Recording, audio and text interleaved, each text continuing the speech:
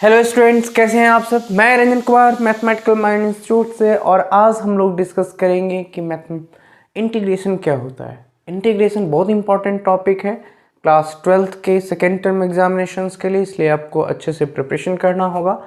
साथ में आपको एक अच्छा सा प्लेटफॉर्म लेने के लिए इंटीग्रेशन पर पकड़ बहुत अच्छी होनी चाहिए। मेंस और एडवांस की मैं दोनों तरह से आपको मैं वीडियो अपलोड करता रहूँगा टाइम टू टाइम। बहुत दिनों से बीच में बहुत गैपिंग हो गया था, इस वजह से मैं वीडियोस अपलोड नहीं कर रहा था। लेकिन आज मैं आप लोग को इंटीग्रेशंस के बारे में बताऊंगा, ठीक है। सो पहले मैं बताना चाहता हूँ कि इंटीग्रेशन, राइट, इंटीग्रेशन इंटीग्रेशन का मतलब होता है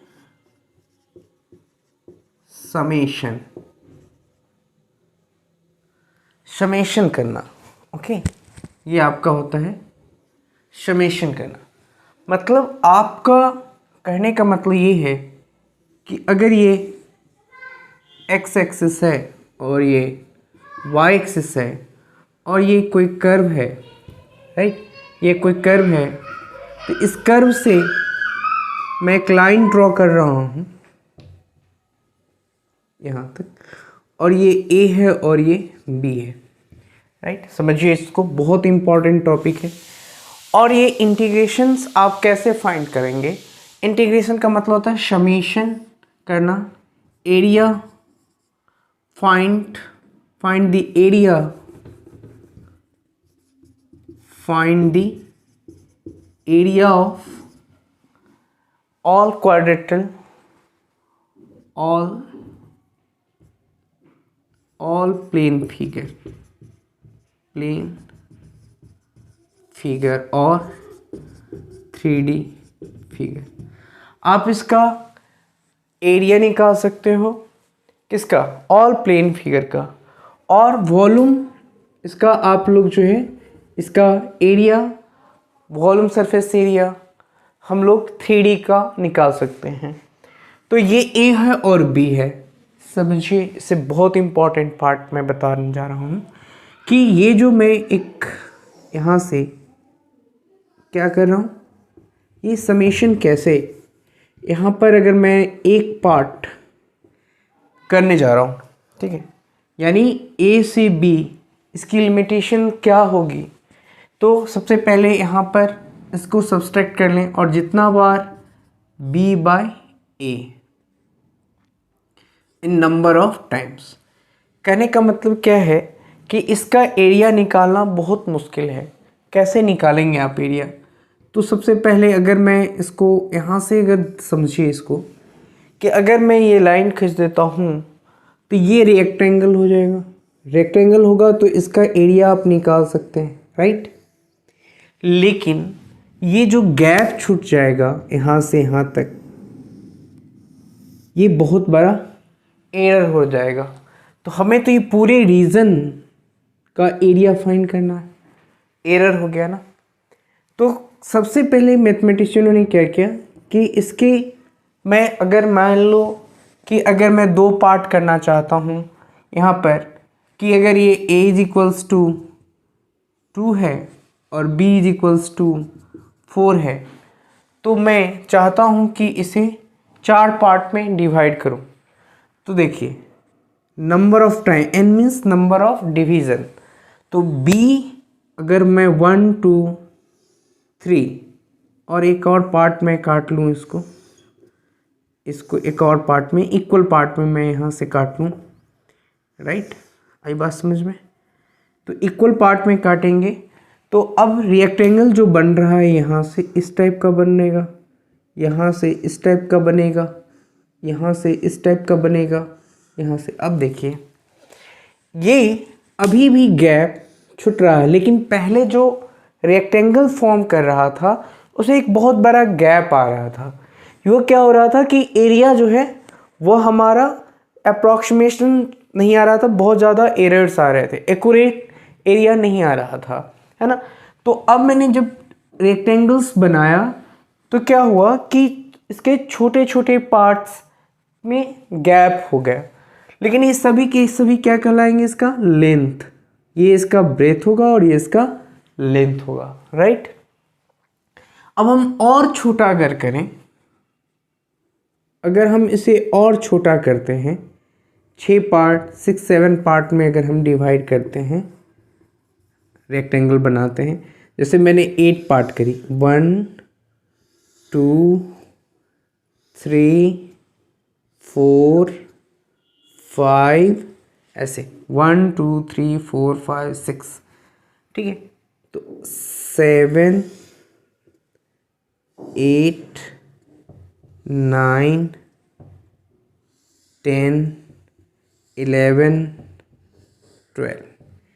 अब क्या हो रहा है, इसके एरर्स धीरे धीरे मैं घटाने का कोशिश कर रहा हूँ। तो क्या होगा, ये जो रीज़न हमारा गैप आया वह छोटे छोटे आया, मतलब मैं एक्यूरेट वैल्यू के नज़दीक आ रहा हूँ, है ना, एरिया के एक्यूरेट वैल्यू के नज़दीक आ रहा हूँ। तो किसी एक स्ट्रिप्स को हमने इसे डेल्टा एक्स मान लिया, ठीक है ना, और ये जो हमारा ब्रेथ होगा, मैंने इस लेंथ को डेल्टा एक्स मान लिया और ब्रेथ को हमने यहाँ पर क्या मान लिया, x1, और ये जो स्ट्रिप्स होगा इसके, ये x1 x2 x3 x4 x5 इस तरह से डॉट डॉट, मतलब a और b के बीच में मैंने जितने भी x1 x2 x3 x4 मैंने ये बनाए, x5 डॉट डॉट। तो जितने भी स्टेप्स हम बनाएंगे उसको हम लोग इसके साथ मल्टीप्लाई करेंगे, तो सारा का जो मैं समेशन करूँगा तो पूरा का एरिया क्या आ जाएगा, इस तरह से आ जाएगा। आगे बात समझ में। तो इसका जब हम लोग इसी को हम लोग integration summation of x is equals to a to b, यहाँ से मैं लिख सकता हूँ delta x into x i, या ऐसे लिखें इसको x i into delta x, ये लिखूँगा, है ना, i is equals to a to b, right. ये हमारा किसके बराबर हो जाएगा, a टू b, यहाँ से summation F x d x के बराबर। बट ये जो मैंने बताया इंटीग्रेशन का मीनिंग बताया कि इंटीग्रेशन का मतलब होता है समेशन करना, और या हम इसे एरिया फाइंड करते हैं। एरिया फाइंड करते हैं किसका, बाउंडेड रीजन का। लेकिन मैंने सिर्फ इसके बारे में बताया कि ये इंटीग्रेशन करने की ज़रूरत क्यों है। ऐसे एरियाज, ऐसे रीजन जिसका हम एरिया फाइंड करना जल्द इम्पॉसिबल है, हम उसे जल्द, हमने कोई रेक्टेंगल तो है नहीं या कोई स्क्वायर तो है नहीं कि हमने उसका स्क्वायर है और उसका लेंथ इंटू ब्रेथ किया या साइड इंटू साइड किया तो कि हम उसका एरिया निकाल लें। अगर इस तरह के रीज़न हो और इसका एरिया निकालना हो बहुत डिफ़िकल्ट होगा, और इसीलिए यहाँ पर इंटीग्रेशन लाया गया ताकि उस रीज़न का एरिया भी फाइंड करा जा सके, जिससे कि वो जो है हमारा एक्यूरेट वैल्यू के हम इर्द गिर्द पहुँच सकें, मतलब बहुत एक्यूरेसी हो सके। तो इसलिए हमने इस टाइप के एरिया को इसलिए हमने जनरेट किया इंटीग्रेशन। इंटीग्रेशन का मतलब आप समझ गए होंगे कि समेशन करना होता है या फिर एरिया निकालना होता है, और ये इंटीग्रेशन का मतलब भी होता है इन्वर्स प्रोसेस ऑफ डिफरेंशिएशन। अगली बात समझ में, मैं क्या कह रहा हूँ कि इंटीग्रेशन का मतलब होता है, integration is the inverse process of differentiation, right. Integration का मतलब अगर आपसे कोई पूछता है कि इंटीग्रेशन क्या है, तो integration is the inverse process of differentiation, right. तो इंटीग्रेशन का मतलब होता है इन्वर्स प्रोसेस, उल्टा। जैसे हमने किसी चीज़ को डिफ्रेंशिएट किया, जैसे मैंने लिया d into cos x d x, इसका डिफ्रेंसिएशन किसके रिस्पेक्ट में करते हैं, x के रिस्पेक्ट में, तो ये हमारा क्या देता है sin x, right, minus sin x देता है। अब मैं इसे इंटीग्रेट करूं, अगर इसी को इंटीग्रेट करूं तो यहाँ से क्या दे देगा dx, इसी को मैं इंटीग्रेट करता हूँ यहाँ से, लिसन, मैं इसको नीचे तरफ से, तो मैं इसको फिर से इंटीग्रेट करता हूँ तो ये minus sine x d x, तो साइन एक्स का डिफ्रेंशिएशन क्या हो जाएगा कॉस एक्स। देखिए यानी ये साइन एक्स का डिफ्रेंशिएशन क्या हो गया, साइन एक्स की डिफ्रेंशिएशन हो गई minus cos x, integration sine x की इंटीग्रेशन हो गई माइनस कॉस एक्स, यानी कॉस एक्स का डिफ्रेंशिएशन माइनस साइन एक्स और साइन एक्स का डिफ्रेंशिएशन माइनस कॉस एक्स।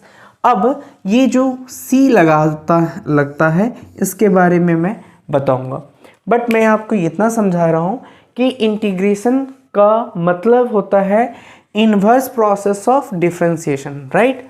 और जब इन्वर्स प्रोसेस का मतलब ये हुआ कि हम किसी चीज़ का डिफ्रेंशिएशन करते हैं तो ठीक उसका उल्टा आता है, ठीक है ना, अपोजिट, यानी इन्वर्स cos x का डिफ्रेंशिएशन हम माइनस साइन एक्स करते हैं और साइन एक्स का जब हम फिर से इंटीग्रेशन करेंगे तो ये माइनस cos x देगा, ठीक है ना। तो ये जो माइनस लगा हुआ है इंटीग्रेट कर रहे हैं तो ये cos x, तो cos से माइनस cos x से x आ रहा है, यानी अगर आप कहेंगे कि साइन x का डिफ्रेंशिएशन क्या होगा, इंटीग्रेशन क्या होगा, तो आप बोलेंगे minus cos x plus c होता है। एक चीज़ और मैं ये कहना चाह रहा हूँ कि इंटीग्रेशन का मतलब मैंने आपको समझाया, और इंटीग्रेशन क्या होता है, इन्वर्स प्रोसेस ऑफ डिफरेंशिएशन होता है, या उसे हम लोग इंटीग्रेशन को हम लोग प्रिमिटिव भी बोलते हैं, या हम उसे एंटी डेरिवेटिव बोलते हैं। यानी इंटीग्रेशन को हम लोग एंटी डेरिवेटिव भी बोलते हैं, और हम इंटीग्रेशन को प्रिमिटिव भी बोलते हैं, ठीक ना,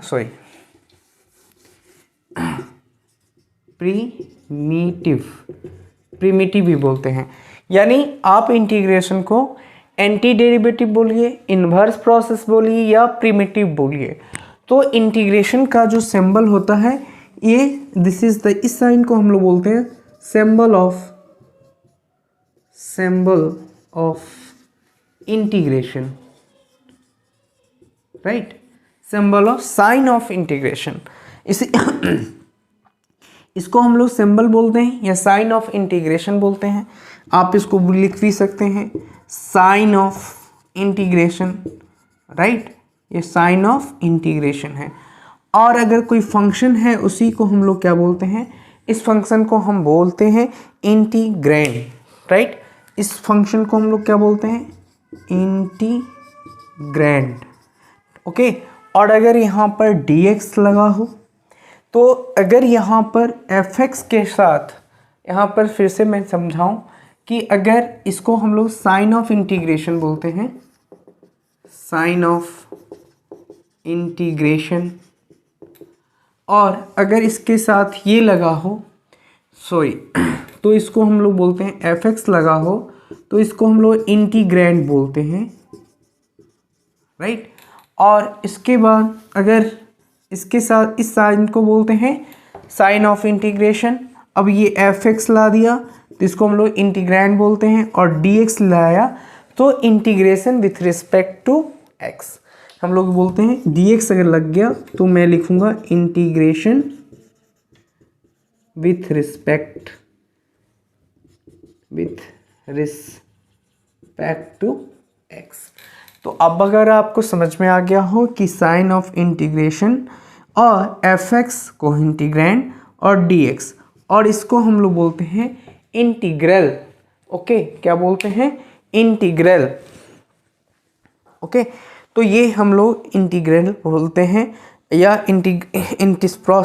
अब समझ में आ गया, इस साइन को जो वैल्यू निकल के आता है उसको हम लोग इंटीग्रेशन बोलते हैं, इंटीग्रल बोलते हैं, ठीक है ना, समझ में आ गया। इसको हम लोग जब इंटीग्रेट करते हैं तो हम लोग उसको हम लोग क्या कहते हैं, इंटीग्रेशन। ठीक है, तो अब समझ में आ गया कि हम लोग इंटीग्रेशन क्या होता है।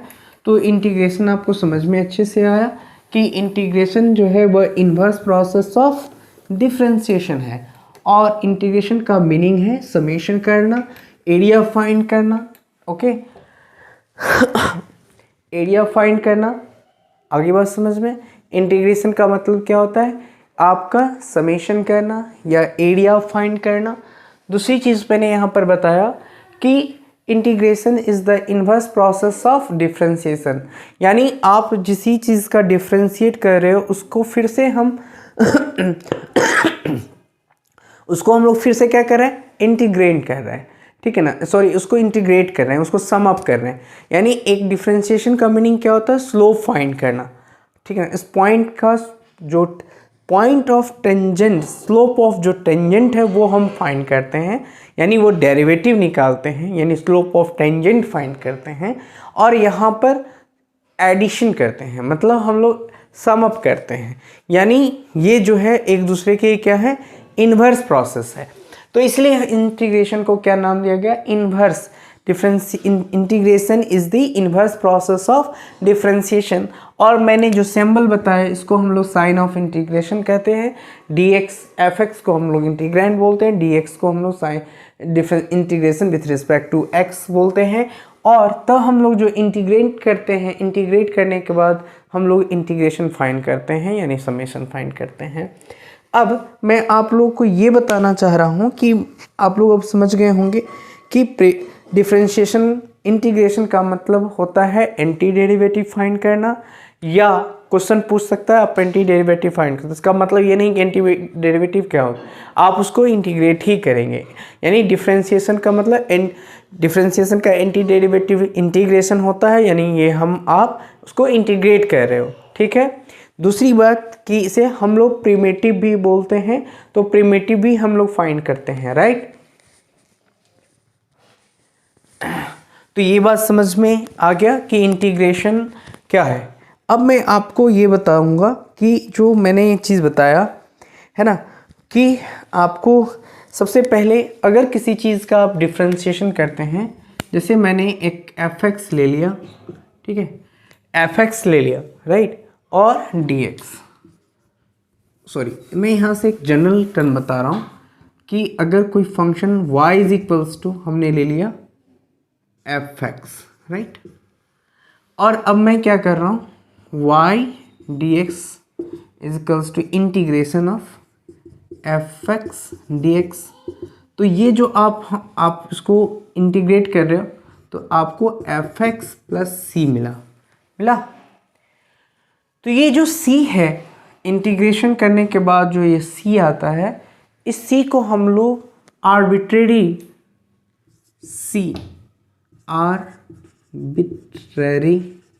कांस्टेंट बोलते हैं। आर्बिट्रेरी क्या बोलते हैं, कांस्टेंट बोलते हैं। या इस आर्बिट्रेरी कांस्टेंट का मतलब आप समझ रहे हो कि आर्बिट्रेरी का मतलब क्या होता है।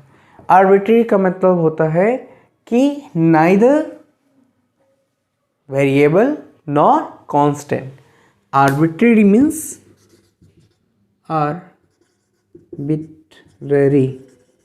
Means neither variable nor constant, right. C का मतलब होता है arbitrary constant, means neither variable nor constant, या हिंदी में उसको मध्यस्थ कहेंगे। क्यों कहेंगे, क्योंकि ये जो सी है ना, इस सी की वैल्यू बदलता है, डिफरेंट होता है। तो इंटीग्रेशन अगर आपसे पूछे कि there are two parts of the integration, right, ये टू पार्ट्स में होते हैं। एक this is a indefinite integration, और एक होता है डिफिनिट इंटीग्रेशन। सो अब मैं आप लोग को इनडिफिनिट इंटीग्रेशंस के बारे में बता रहा हूँ कि इंडेफिनिट इंटीग्रेशन क्यों होता है। Indefinite integration is also the inverse process of differentiation और inverse process of anti derivative, है ना। So derivative of a difference. So यहाँ पर इंडेफिनिट इंटीग्रेशन के बारे में बताऊंगा कि इंडेफिनिट इंटीग्रेशन इस क्या होता है। डिफरेंस ये जो है एक प्रोसेस है। Differentiation is in the process for finding the derivative of the function and integration is the process of finding the summation. Okay, तो यहाँ पर मैं इंडेफिनिट इंटीग्रेशंस के बारे में बता रहा हूँ कि आपका ये जो इंडेफिनिट इंटीग्रेशन होता है वह क्या होता है। तो मैंने यहाँ पर एक फंक्शन ली y is equals to f x और y को x के रिस्पेक्ट में इंटीग्रेट किया। तो ये जो एफ एक्स है इंटीग्रेट होकर के एफ एक्स प्लस सी दिया, राइट। तो जब आप इंटीग्रेट किया तो ये आया, है ना। तो मैंने जो c लगाया वो c, y have apply the c को हम लोग ने क्या लिखा, आर्बिट्रेरी कांस्टेंट। इसका मतलब मैंने बताया कि नाइदर वेरिएबल नॉर कांस्टेंट। इसका मतलब ये हुआ कि हम किसी भी इंटीग्रेशन करते हैं और वह बाउंडेड नहीं है, इसका मतलब वह इनफाइनाइट इंडेफिनिट इंटीग्रेशन है। इंडेफिनिट इंटीग्रेशन में जब भी हम इंटीग्रेट करते हैं तो वह c लगा होता है। आई बात समझ में। अब c क्यों लगा होता है और हम क्यों उसे इंडेफिनिट इंटीग्रेशन बोलते हैं उसके बारे में भी मैं बता रहा हूँ। तो ये c इसलिए लगा होता है, जैसे मैं एक लेता हूँ यहाँ पर, इसको ग्राफ ज्योमेट्रिकल सिग्निफिकेंस से, ज्योमेट्रिकल सिग्निफिकेंस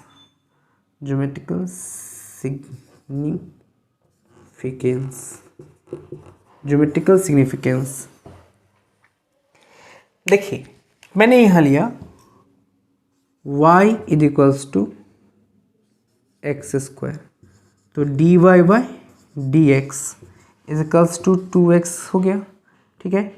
2x लिखा, इसको डिफ्रेंशिएट किया x के रिस्पेक्ट में, dx स्क्वायर बाय dx, तो ये डिफ्रेंशिएट हो गया 2x हो गया।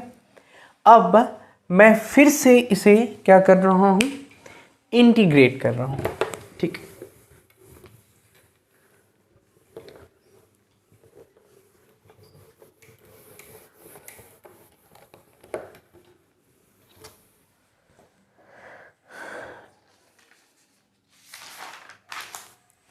तो मैं इसे फिर से, मैंने question y is equals to x square लिया, y को x के रिस्पेक्ट में डिफ्रेंशिएट किया, यानी dy by dx is equals to 2x, right. ये तो कर ही सकते हैं।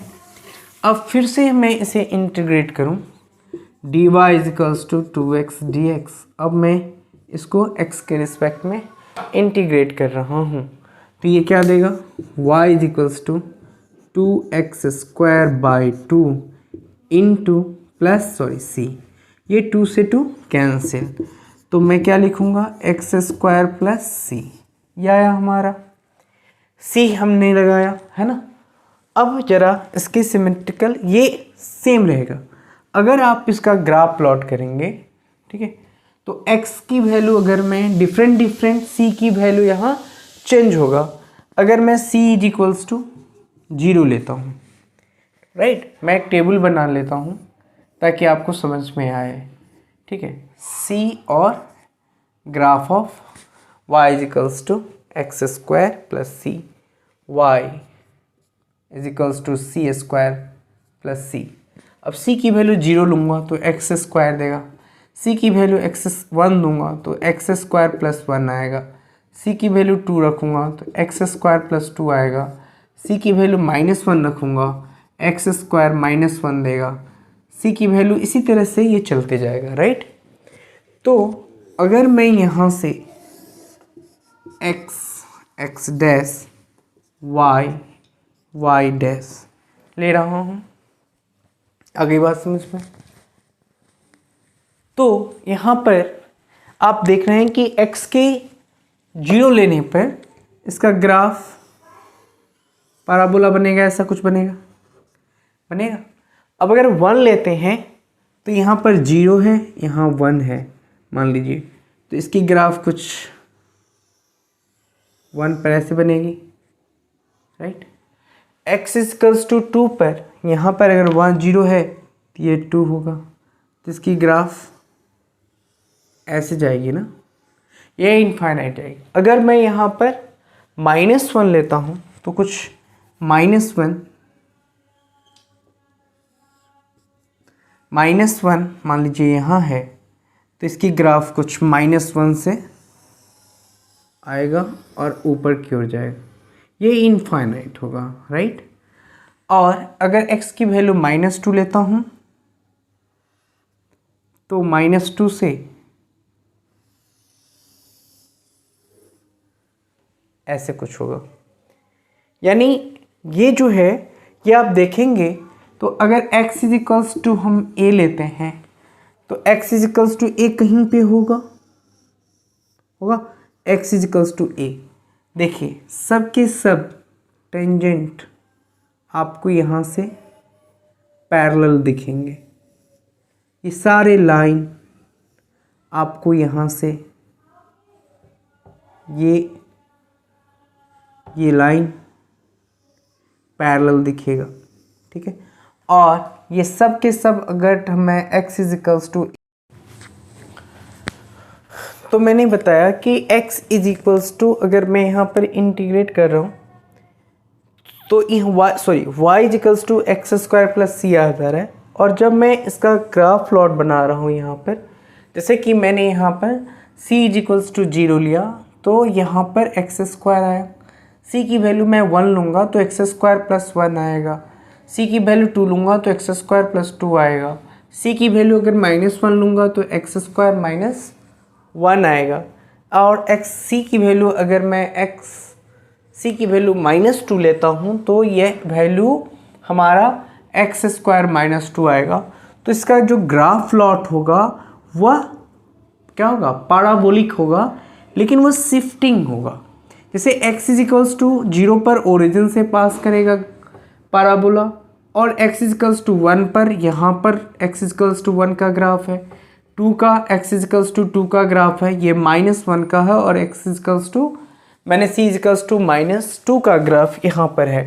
और ये सारे के सारे क्या हो रहे हैं, पैरेलल हो रहे हैं। देखिए सबके सब क्या है, पैरेलल है। और जब मैं x is equals to a लूँगा तो ये जो सारे के सारे परपेंडिकुलर x एक्सिस के वो क्या होगा, ये जितनी भी ग्राफ प्लॉट हो रहा है वो क्या है, symmetry of the y axis है, राइट, जो ओरिजिन से होकर के पास करता है। तो symmetry of the y axis तो है ही, लेकिन ये सारे के सारे ये जो हैं वो पैरेलल हैं।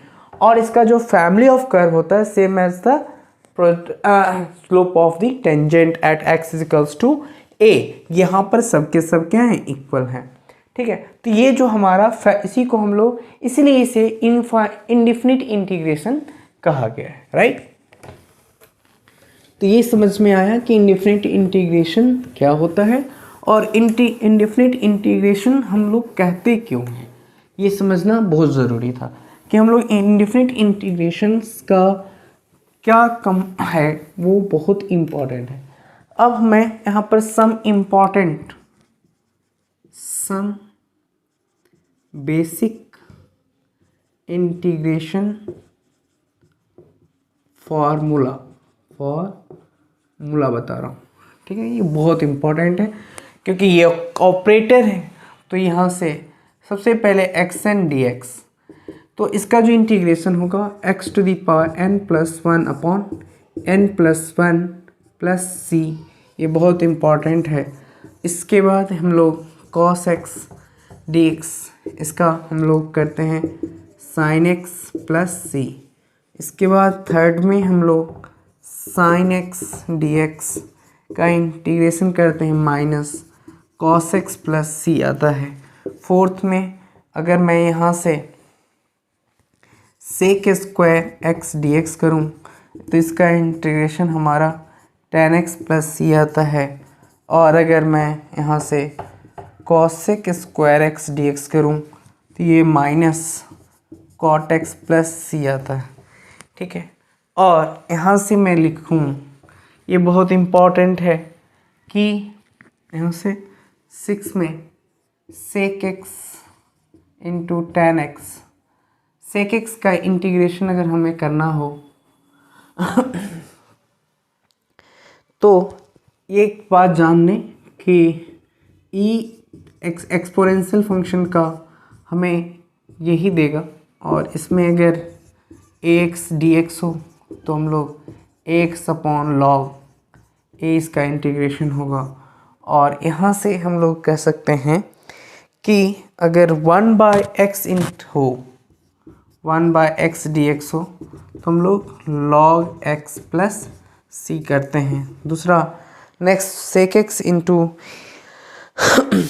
सेक x,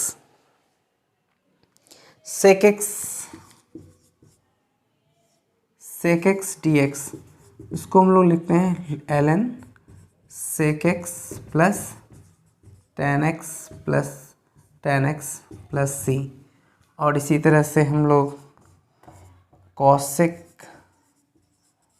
cosec x d x करेंगे तो हम ln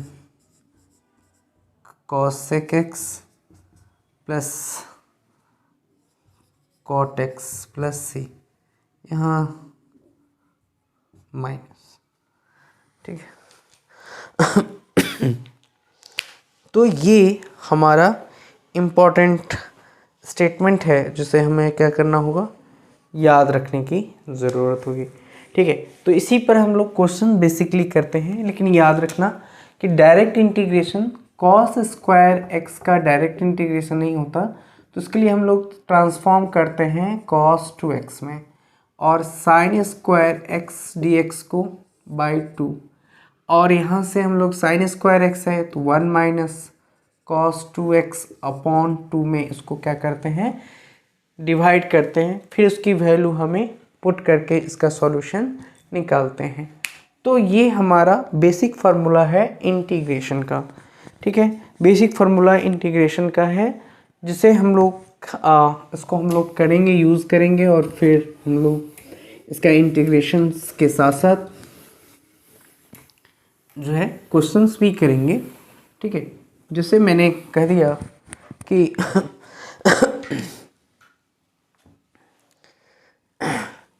तो यहाँ से हम लोग साइन स्क्वायर एक्स कर दी, और इसका तो अगर मुझे x to the power 3x dx हो गया, इसको मुझे मुझे इंटीग्रेट करना है, तो मैं क्या लिखूँगा, इंटीग्रेट कर रहा हूँ तो x का पावर 3 + 1 अपॉन 3 + 1, तो ये x to the power 4 upon 4 plus C. ये हम एक एग्जाम्पल, सिंपल एग्जाम्पल मैंने बताया आपको। अगर यहाँ से अगर cos square x d x है तो मैंने बताया कि इसका डायरेक्ट इंटीग्रेशन नहीं होता है, तो हम लोग जो है इंटीग्रेट करेंगे 1 plus cos x 2 cos 2x by 2, right. या हम लोग एक काम कर सकते हैं यहाँ पर dx, ठीक है। अब हम लोग क्या करें, 1/2 कॉमन ले लें, और 1 यहाँ पर 1 है तो dx मल्टीप्लाई हो गया, फिर 1/2 मैंने करी और cos 2x dx, राइट। तो यहाँ से मैं लिख सकता हूँ x/2 प्लस 1/2, cos 2x का कितना हो जाएगा, तो cos 2x का साइन 2x/2 तो प्लस सी, तो इसका इंटीग्रेशन हमारा आएगा x/2 साइन 2x/4 प्लस सी। तो ये हमारा इंटीग्रेशन है। यानी अगर दो फंक्शन यहाँ पर हो f(x) प्लस gx और इनटू dx हो, तो इसका integration f(x) dx plus integration of gx dx हम लोग करते हैं ना। तो प्लस यहाँ पर दोनों इंटीग्रेशन का सम प्लस सी करते हैं। तो हम लोग नेक्स्ट क्लास में टाइप ऑफ इंटीग्रेशंस के बारे में समझने का कोशिश करेंगे। type of integration. There are three parts of method technique of integration. 3 techniques हैं इंटीग्रेशंस के, उसके बारे में जानेंगे कि पहला हमारा सब्स्टिट्यूशन मेथड होता है, दूसरा बाय पार्ट्स होता है, तीसरा पार्शियल फ्रैक्शन मेथड होता है। तो हम लोग तीनों केसेस, तीनों मेथड से हम लोग इंटीग्रेशन करना जानेंगे और मैं कोशिश करूँगा जेई के भी जो कुछ क्वेश्चंस हैं इसको डिफरेंट टाइप के और भी केसेस वाले क्वेश्चंस डिस्कस करूँ। प्लस इसके बाद हम लोग सेकेंड में आएंगे तो उसका जो हम लोग कोशिश करेंगे कि वो इंटीग्रेशन समझने बूझने का काम करेंगे कि ये जो इंटीग्रेशन है उसको जो इंटीग्रेशंस का जो डिफिनिट इंटीग्रेशन है उसके बात करेंगे। तो वीडियो लगातार देखते रहें, इसको लाइक करना ना भूलें और जितने भी स्टूडेंट्स हैं जो 12th में हैं वो अपने फ्रेंड्स के साथ लोग फ्रेंड सर्किल में भी शेयर करें और सब्सक्राइब ज़रूर करें। Thank you very much.